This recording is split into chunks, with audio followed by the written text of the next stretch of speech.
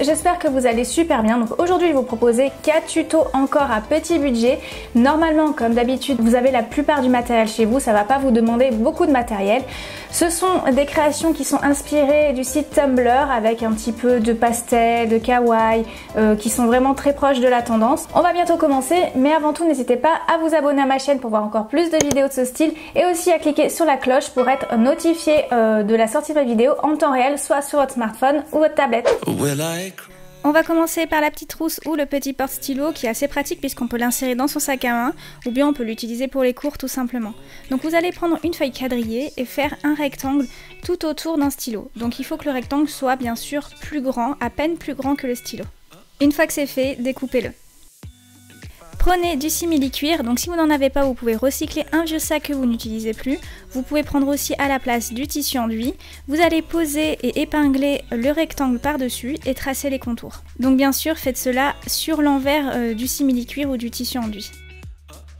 Et une fois que votre premier rectangle est fait, vous allez en tracer un second juste au-dessus. Maintenant, découpez sur la longueur. Après ça, vous allez plier le simili-cuir sur lui-même, donc envers contre envers, épingler tout autour, et vous allez tout simplement commencer à coudre les côtés. Donc pour cela, il faut coudre assez proche du bord, donc vous pouvez le faire aussi à la machine à coudre, donc c'est en fonction de ce que vous avez.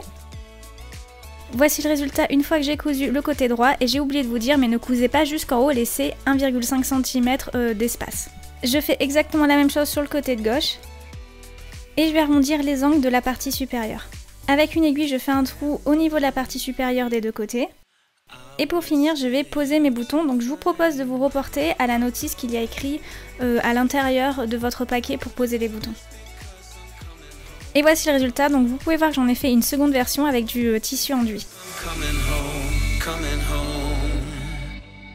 On passe maintenant au bracelet de perles multi-rang qui est super pratique puisqu'on peut mettre plusieurs bracelets en une seule fois. Donc pour cela, il vous faudra du fil très fin. Donc je vous mettrai les références en barre d'infos, mais normalement vous pouvez tous en trouver chez vous. Je vais avec celui-ci entourer 3 fois mon poignet.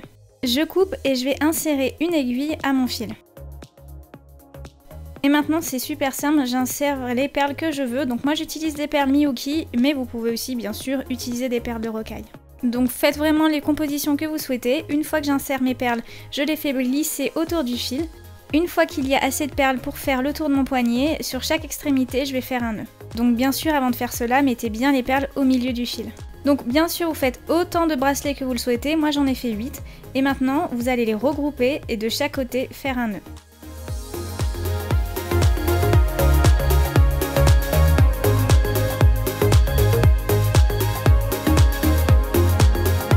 Ça doit ressembler à ça et au niveau du nœud, pour maintenir le tout, je vais mettre un bout de washi tape et en dessous, je vais séparer mon brin de fil en 3 et faire une tresse.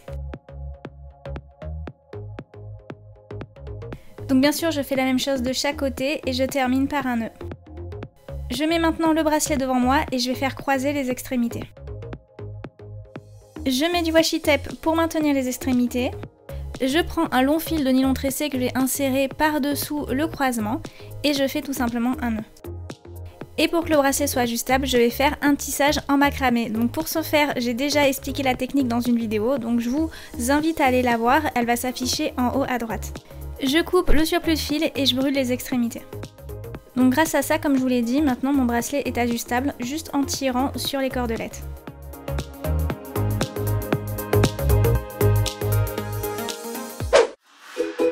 Pour réaliser ces boucles d'oreilles lune qui sont super tendance en ce moment, j'ai pris une breloque lune et j'ai découpé, j'ai enlevé en fait le trou qui se trouve sur la partie supérieure. J'ai collé par-dessus des puces à oreilles que vous pouvez bien sûr trouver sur eBay, à Cultura, etc. C'est facilement trouvable dans les magasins de loisirs créatifs. Bien sûr, vous faites exactement la même chose pour la seconde boucle. Maintenant, découpez 2 bouts de chaîne fine d'1,5 cm et d'1 cm. Ouvrir un anneau et insérer la chaîne. Maintenant, insérez la perle que vous désirez. Donc moi ici, j'ai pris une perle goutte et vous allez refermer l'anneau. Maintenant, faites exactement la même chose pour la seconde petite chaîne. Ouvrez un anneau et insérez les 2 petites chaînes à l'intérieur. Fermez-le. Donc maintenant que c'est terminé, je vais vous montrer comment le porter. Donc vous mettez votre puce, puis derrière vous insérez l'anneau avec les chaînes et pour maintenir le tout, mettez le poussoir.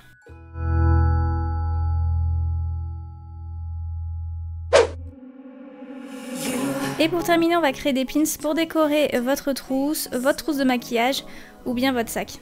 J'ai imprimé les dessins que je souhaite sur une feuille, donc c'est pas grave si la cartouche d'encre est comme moi est assez faible. Et je vais prendre du plastique magique, donc je l'ai acheté à la foire fouille. Donc je vais prendre une feuille de plastique et je vais mettre la partie rugueuse devant moi. J'épingle le tout. Et donc comme la feuille est transparente, on va l'utiliser comme un calque.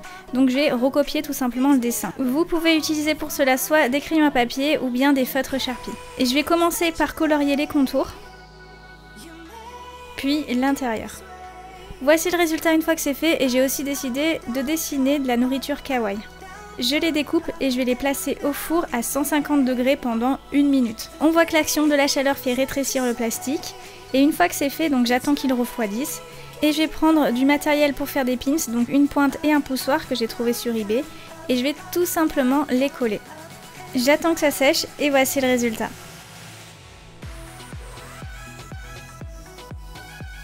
Donc voilà, c'est terminé, j'espère que ça vous a plu. N'hésitez pas à mettre des pouces vers le haut si vous voulez voir encore plus de tutos de ce style. Vous pouvez aussi mettre en commentaire laquelle des créations vous avez préférée et aussi me dire qu'est-ce que vous souhaitez voir sur ma chaîne. N'hésitez pas à me faire partager votre création, donc une de cette vidéo ou une autre, soit sur Instagram ou Twitter. Vous pouvez me trouver sur tous les réseaux sociaux qui s'affichent ici et qui sont présents en barre d'infos. Et bien sûr, à vous abonner à ma chaîne. Je vous fais d'énormes bisous. Ciao ciao!